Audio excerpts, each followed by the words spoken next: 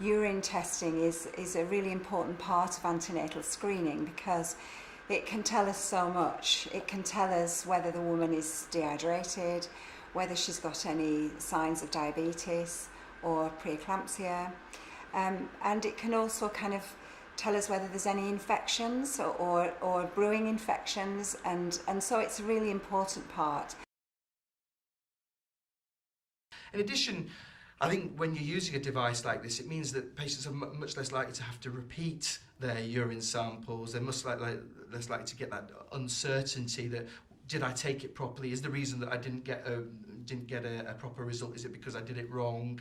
All of that sort of element gets reduced by doing this, and it means, well, less visits to their GP, means less samples having to be taken, and generally just a more dignified experience for the patient.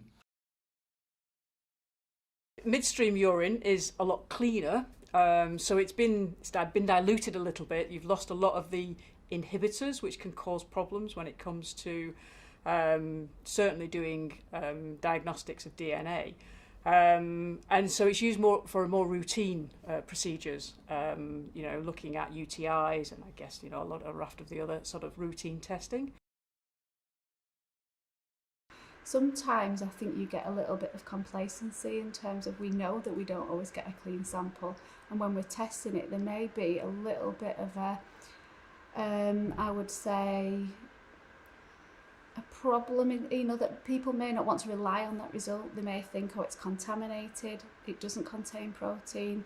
We'll disregard it. If you know that you're taking a clean sample and a clean catch, you can have a confidence there in terms of, from a midwife's perspective and from a woman's. If you start with the wrong test results, digitalising the way in which you've captured that and sent it across, they're not really going to help get rid of that £450 million or so of unwarranted costs that we're carrying. So really, you have to look at the clinical practice and the diagnostic capability.